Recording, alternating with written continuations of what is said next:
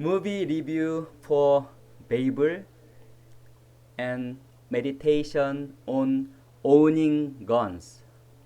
This movie, Babel, is dealing with suffering people who are located in three different places.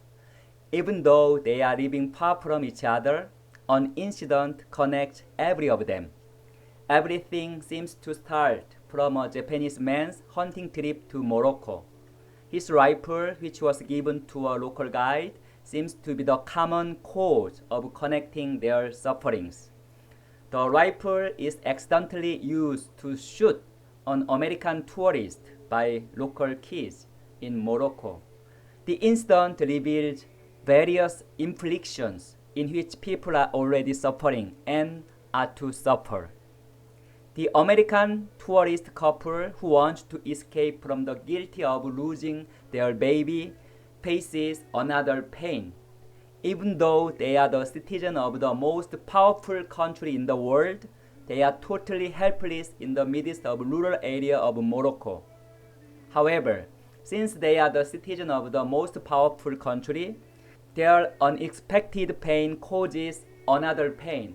The Moroccan kid's family comes to face their government's harsh investigation and consequently loses their first son in a sudden gunfight. The couple's housemaid, who cannot help taking their kids to Mexico in order to attend her son's wedding ceremony, faces deportation after experiencing harsh runaway from border patrols on the way of coming back home. The Japanese man is suffering from the loss of his wife, who committed suicide with a gun, and his deaf, mute daughter is also suffering from her disability to get along with normal teenagers in their world.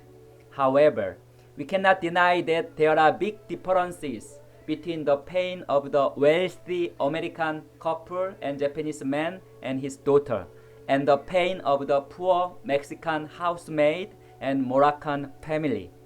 The pain of the wealthy may be remained in a mental area, while the pain of the poor may threaten their whole lives. We may not say that the pain which poor people experience is worse than the pain which wealthy people experience. However, the latter pain seems to be loftier than the former pain. The wealthy may never experience the pain which the poor experience. The wealthy always have a better circumstance than the poor and have something that the poor cannot have. However, in this movie, the wealthy American couple experiences harsh circumstances in which the poor Moroccan people live a daily life. Experiencing the poor circumstance causes just another mental pain. While the American couple is waiting for a rescue helicopter in distress, the poor local Moroccan people are described as the same people as us in this movie. They are neither monsters nor defected people. They have the same dignity as ours. The wealthy Japanese man who lives in multi-million-dollar skyscraper cannot have a normal family that even poor people have. The pain is escalated when the wealthy Japanese girl is frustrated because she cannot speak and hear as even poor people can. In this movie, the pain of the wealthy and the poor becomes one. This movie shows us that we are equal before pain, regardless of our economic status.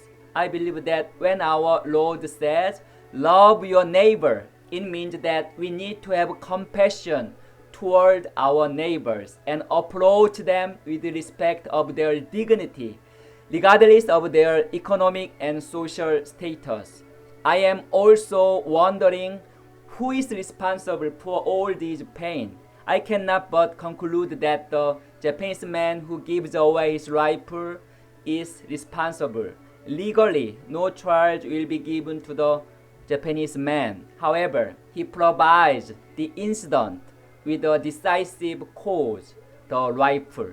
I believe that spreading weapons results in spreading violence and pain, even in a good purpose.